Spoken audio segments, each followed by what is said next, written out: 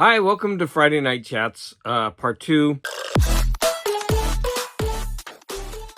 So I already had made a 30-minute video and I knew it was going to be long, so I decided to break it into two parts. So for this part of the video, we're going to have movies, which is 1, 2, 3, 4, 5 movies, 2 books, and I'm going to talk about a magazine a little bit in depth, but not too in depth. So let me go ahead and start with the movies. So the first one I'm going to talk about is Dream Scenario. Now, I went on a website last week and or 2 weeks ago, and I wrote down movies, horror movies, to stream. I do that quite regularly.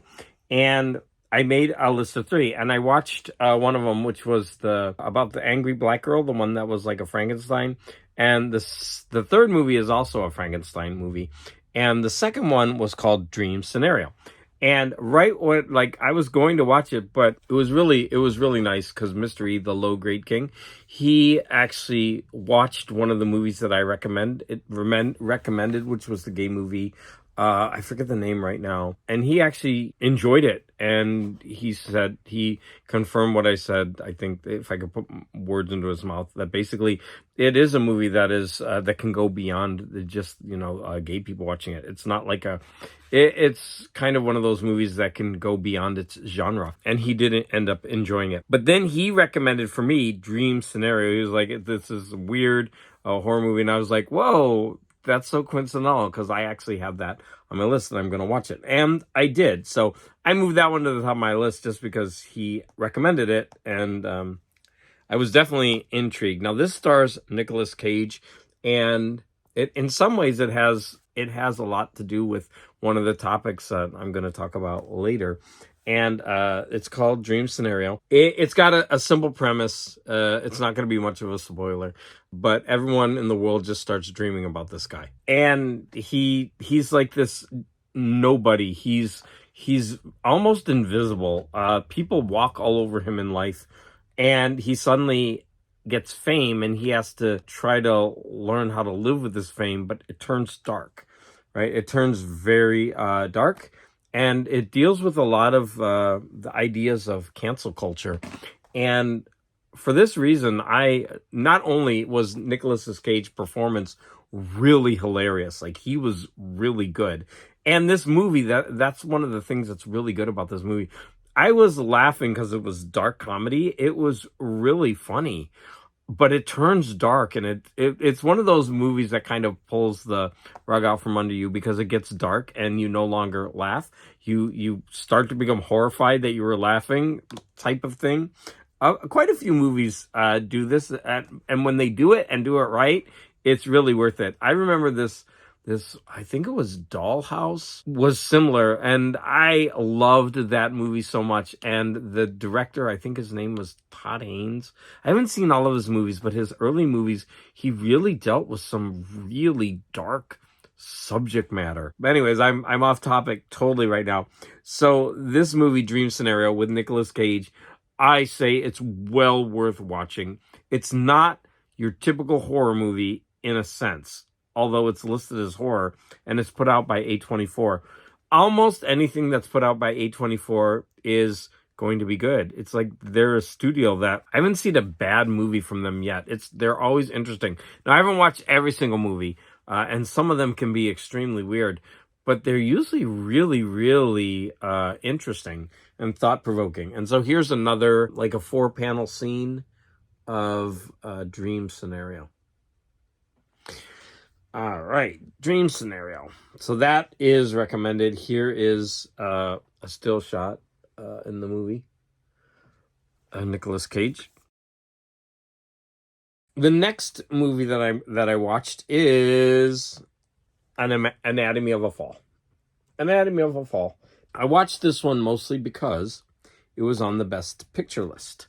So here are the 10 Best Pictures, and I've been talking about them as I watched them. So I've seen 8. I have 2 left. And I have to watch American Fiction and Zone of Interest. Now, HBO, whatever it's called. HBO Max is going to have it soon, I think, but it's not there yet. And I think Amazon Prime might get American Fiction. As soon as they get those, I'll be able to watch it, and I'll have all 10.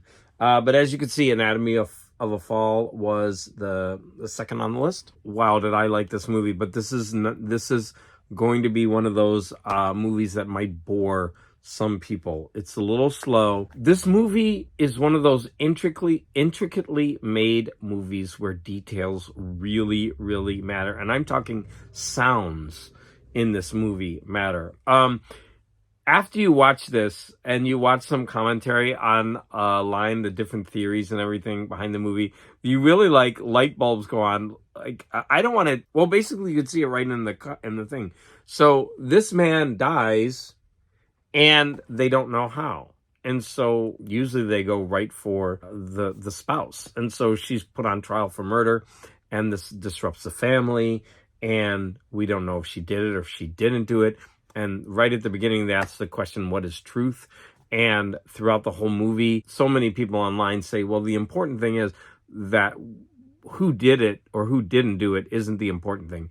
It's what is truth, and how do people see truth, and how do how do we get people to change their mind or be persuaded, and how there can be like small details out there that we aren't aware of that could totally change everything that we believe.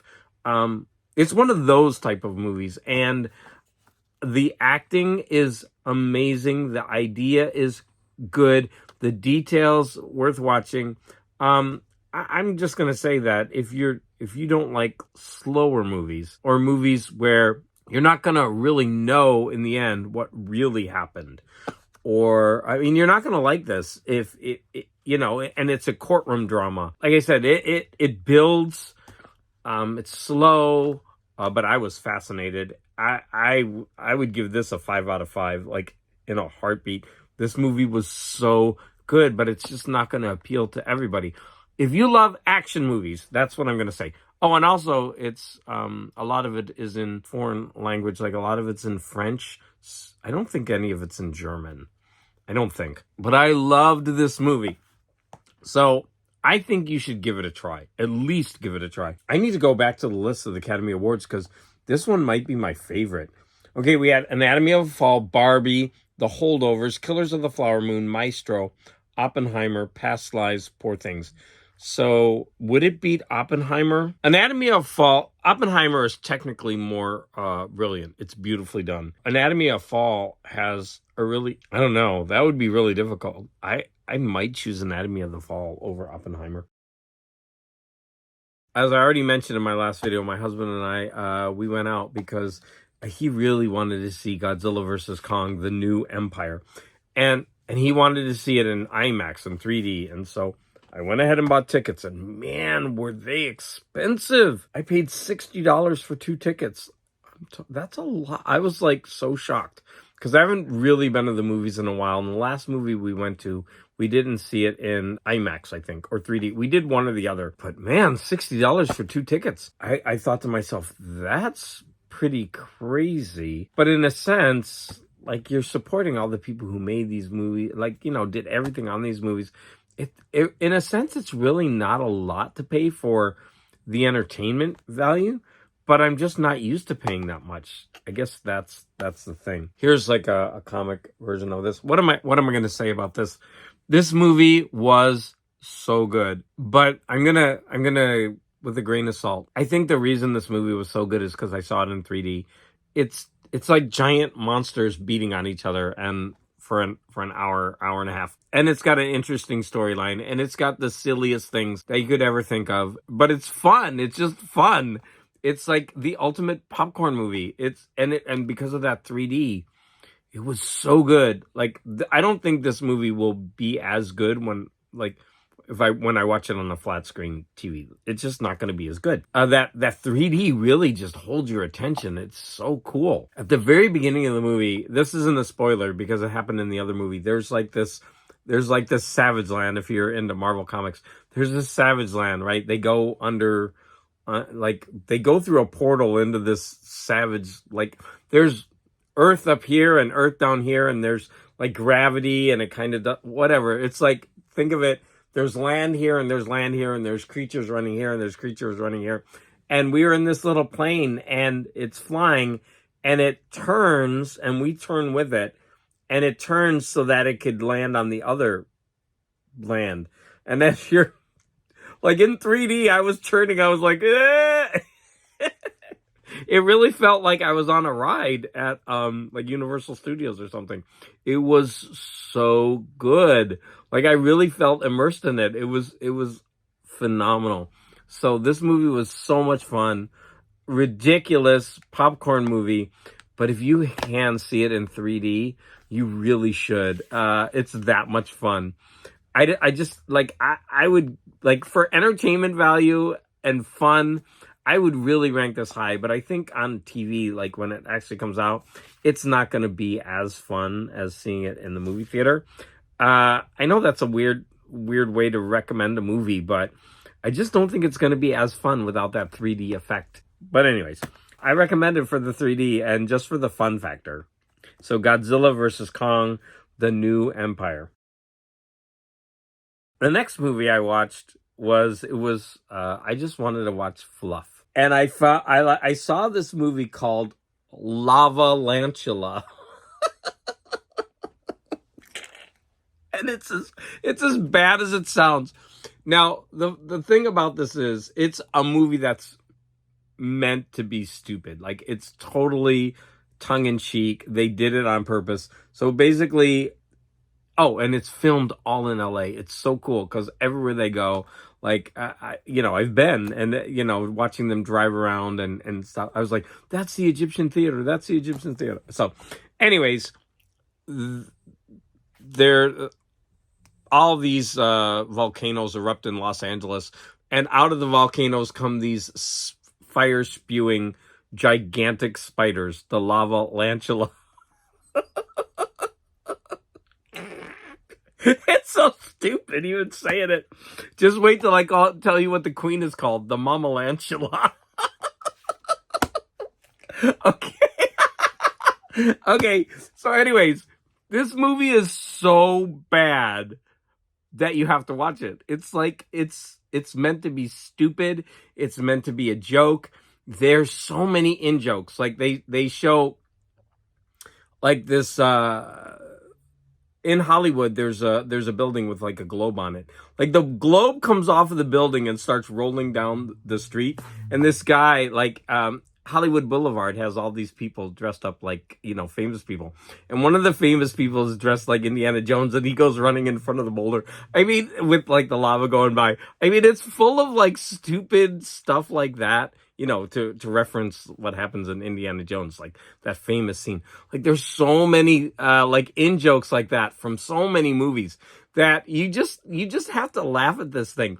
And the special effects are the cheesiest on purpose. They don't care. Like here's like it's so bad, but that's what makes it fun. Like here's another example of here's the movie poster. They're on like Universal Studios bus, and they're driving around. So much fun. And this was a hilarious scene. So he comes across, I forget his name, but he was from 90210, and he stars in, well, he says to him, I need your help. And he's like, I can't. I've got a shark problem. So he was referencing those awful Sharknado movies, which I watched one of those and I couldn't deal with it. This was way better than Sharknado, I thought. But it was like an in-joke to referencing those movies. Like they did so much of that this movie was a joy. It's like what do you call it? B movie gold. Because it's all fun, tongue-in-cheek. You can't keep the comedy going the entire time. It wears thin. But, I mean, I think they did a good job with that movie. I enjoyed it. That came out in 2015. The last movie that I'm going to talk about is called Deus, The Dark Sphere. Now, this is, I just put it on because I like anything space-related. Even if it's crap, I want to give it a try. This looked like a low budget movie, but it's in space, so I wanted to give it a try. And the premise is there's a ship. No, there's this sphere out somewhere, like near Mars or something, and it's broadcasting a signal, Deus, which means God, and it's like broadcasting it in all these languages, and that's the only word it's broadcasting over and over and over again. And so this group is sent out to investigate it. I mean, nothing really original there. I'm gonna say that overall, here's another picture. Even though it was low budget, I think they did really well. Like the sets, the like everything looked really like professional, good, well done. The story, it was rehashed. I've seen it before. I actually kind of enjoyed this movie for what it was. I would say that this would be like a 2.5 or a 3 out of 5 just because of that. It does stumble near the end, but it did hold my attention. The acting was pretty good. Like I said, the sets, the costumes, like everything was pretty nice. I kind of enjoyed it for thinking that it would not be a really good movie. It was better than my expectations, but it's a cheap sci-fi movie. So take that with a grain of salt, but for watching it, I ended up enjoying it. Next, we have the books that I read. There are only 2 of them. So the books that I read, the first one was, I think, the 12th in the Parker series. Richard Stark, The Black Ice Score. Now, this one was a little bit shorter than the other ones. It was, again, very, very good. I'm really enjoying these. I had a little bit of a problem with the ending. It wrapped up like this could have been a very dark ending, but the writer chose to keep it light, whereas he has gone dark places before, and that has to do with Parker he has a woman, and he's starting to care for her, and she gets kidnapped, and he's forced to do something that he doesn't want to. And like he's got a choice because he's a hardened criminal. Does he do it? Do what these, like, this goes against everything that he believes in. But he does it because he doesn't want her harmed. And in the end, like it turns out, really good. And so in a dark noir thriller like this, I would have expected it to not have such a happy ending, which sounds really cynical, but still, I really, really enjoyed this, and I'm absolutely going to keep going. I can't believe I already listened to 12 of these. The next book is An Absolutely Remarkable Thing. Now, I can't remember, by Hank Green. I can't remember why I put this in my list. I think Kristen, Larry's daughter, recommended it, but I can't remember. I do this. I throw things in my playlist and then I don't remember. But wow. From this cover, you really can't get an idea of what this, and that title, An Absolutely Remarkable Thing. But it's a science fiction novel about a woman who comes across a statue. She's coming home really, really late from work. She sees this really weird statue, and she stops, and she's walking by it, and she stops, and she turns around like, wait, this statue is too cool to just, she's in New York City, to just walk by it and not acknowledge it. Because she's an artist, and she's been to grad school. She's very, very young. And so she calls one of her former roommates from college, and she's like, you've got to get down here, because he's a blogger. Like, you got to come down here and make a piece about this, and before anybody else, because I don't think anybody's seen it. It looks like one of these like rogue artists just put these art pieces up. Nobody's seen it yet. Let's go ahead and get the scoop. Well, it turns out that that there are multiple of these robots all over the world, and she's the first one that basically made contact with a possible alien intelligence. And I'm not going to give more away. Like, this book is told from her point of view, from a young woman who's a bit narcissistic. She definitely has her problems. She has problems with relationships. She has, she's a very, let's just say a human character who was very well written. This book enthralled me. It was a page turner. I got through this book so quickly because I liked it so much. This book is so highly recommended just because it's one of those books that is going to keep you turning the pages. Like, it was the girl's voice that really did it, plus the situation that she's in, because now that she's on like the forefront, she is trying to stay on top of this story throughout the entire book. She wants to be the one to lead the way. She never wants the spotlight taken away from her. She wants to be famous. She's like searching through all of this, and in many instances it gets her in a lot of trouble. And since it's being told in the first person, we see all the mistakes she's making. She often says right out the top, this is probably a really big mistake, but I'm going to go for it. Thank goodness there is a part 2, because at the end of this book, I was like, I want more of this. Wow, do I recommend this book? I can't recommend it enough. Now, is it one of these high literature books? No. It is a potboiler. It's going to be a page turner. It's going to be something that's going to kind of keep you on the edge of your seat, and you're going to want to get through this, and you're just going to have a really good time with this book. So if Kristen, if that was you who recommended this, I thank you so much, because what a great book this is. I want to remind people that the end of the month I will have my Fabulous Four, and we're going to be listening to Kirby Crackle, these 2 CDs. We're going to be watching the movie What We Do in the Shadows. We're going to be reading The Colorado Kid by Stephen King from the Hard Case Crime series. And we're going to be reading the graphic novel, The Simpsons Treehouse of Horror. And there's already one thing about this that I want to complain about.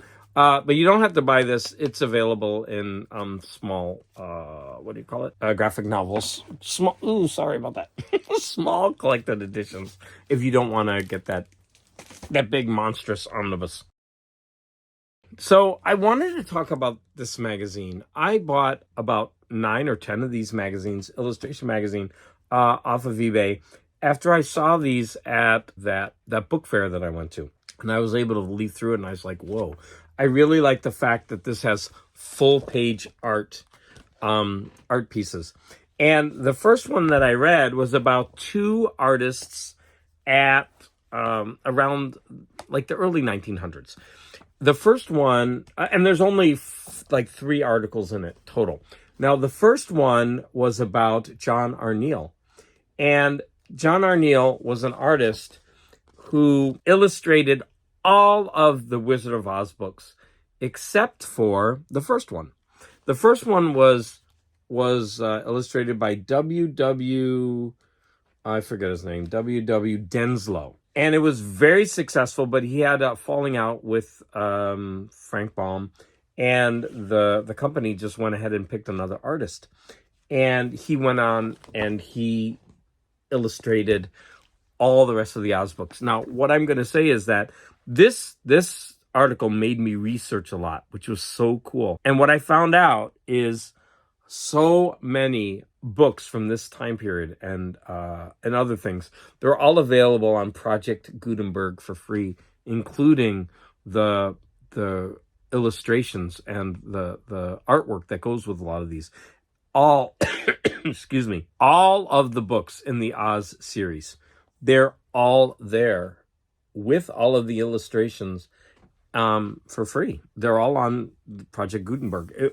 I was like going through it, and I was like so surprised because all of this stuff is available. And I've actually opened up the Oz books, and the illustrations look better on Project Gutenberg than they actually do printed out. So he illustrated all of them, and then when Frank Baum died, a woman took over for, I think, 1 book, and he illustrated that, 1 or 2. And then, for some reason, he took over and he did the last 3. I think I have the covers for those. He did the last 3 Oz books, like he wrote them and illustrated them. And then he also wrote he wrote the final one, but he didn't illustrate it, or vice versa, something like that. So he, and I mean, there's like 50 of them or more. So he had a long career doing these books. Like, he was almost a forgotten artist. He was very prolific before the Oz books, and after he did so many things, but he's most known because of his association with these Oz books. And this article, I mean, this article in this book was really, really well written and really fascinating, with all of these amazing pieces of his art. And he would actually draw right on the copies of the books that he was sent. He would sketch out his ideas as he was reading. Yes. Sorry, my voice is getting like, look at this 2-page spread. So I found that article to be so fascinating. There's actually so many more details I could give about him, but I'm going to keep it light. I was thinking of doing another video just on him alone, but I decided not to. For example, here is a series that he did called The Adventure of Journeys of Nip and Tuck. This would have been a full-page newspaper comic strip that would have been like weekly, I guess. This reminds me of Nemo, the one that I have. I actually have that. But I mean, look at how beautiful that is. So that was the first article. And the second article was about Harvey T. Dunn.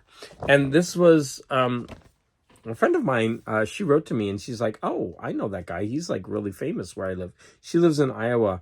And they did mention all around, I think, South Dakota and that. So this was an illustrator who, he grew up on a farm, and he actually was going to school and art school, and he didn't really like it. He didn't like what they had to teach. He went off and did his own thing, but he started getting other people who would go to art school, but they weren't satisfied, and they would come to him, and he would teach them his philosophy, and he became really famous for it. And he made a couple of schools, and his ideas were just passed on to not only his generation, but the next generation of illustrators.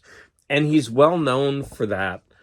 So he started out as this really like quirky artist who did his own thing, who went on, and he focused a lot on nature, because he always felt that you should illustrate or paint what you know, and you should be able to, he thought that you should be able to look at it and have it in your memory and paint from memory. And he would do that. He would go and stare at something, and then he would go and paint it. And if he needed more, he would go back. So yeah, you could see more of his art. But like I said, he went on to really inspire a generation of artists. And there's the final article in this is I'm gonna try to show it, but it's a nude. It's about one of his more risque paintings.